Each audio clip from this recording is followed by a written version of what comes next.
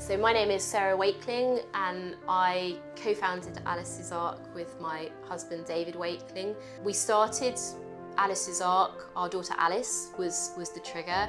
I like to say that she is my boss, she is who I work for, she is who motivates me every single day. The reason why we started Alice's Arc is because every family, parent will tell you it is shocking when you enter the world of childhood cancer, the lack of investment into the disease, and you realise that actually there are gaps where you can help, you can raise awareness, you can speak up, have an intrinsic desire to improve things for the future so that families who are diagnosed in the future have an improved experience of something so dreadful. And that was our main motivation for setting Alice's Arc up. But it's also it's meeting all of the families. That is what is so motivating. Every family is so different because rhabdomyosarcoma does not discriminate. Pooling the arcs coming together, and the rate at which we accumulated new arcs. We launched the sort of arcs model in 2021. We're sitting here in 2023. We've got 24 arcs now across all over England, in Northern Ireland. Had a lot of interest from families in Europe, in the USA, who are very interested in our model because we're focusing directly on rhabdomyosarcoma and we're bringing together families with all kinds of different viewpoints and at different points in the journey.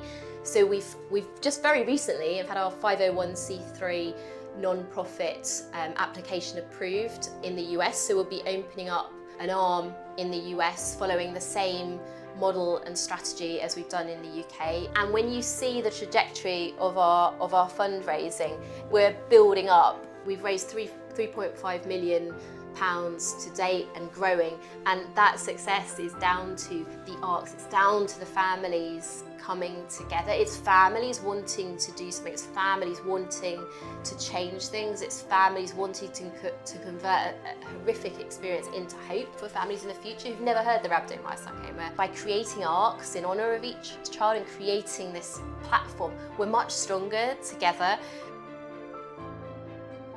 Hope is really, really complex in a rhabdomyosarcoma journey. For me, it means so many things, and it changes so much over time. Hope helped us to continue. It helped us to be motivated. But now, in the context of Alice's Arc, hope has kind of taken on a very different meaning.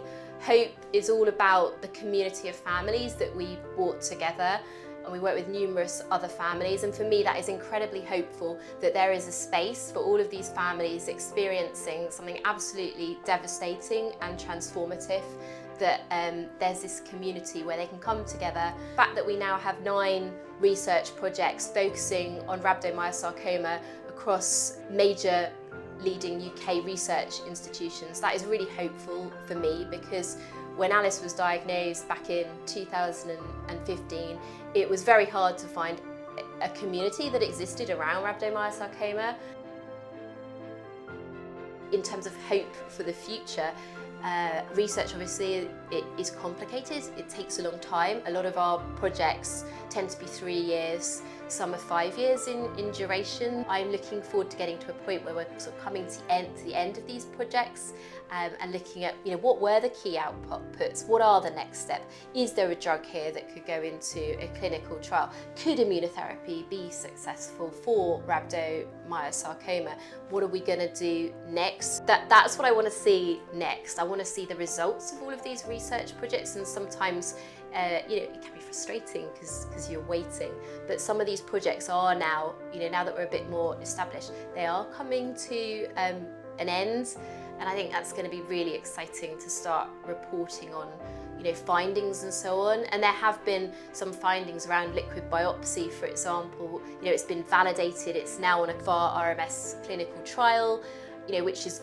great because that's the step, taking it to patients, and ultimately we are about patient benefit. At the end of the day, we want to see parents in a position where there are more treatment options, for example at the point of relapse, at frontline. More children are surviving or living longer with this complex disease.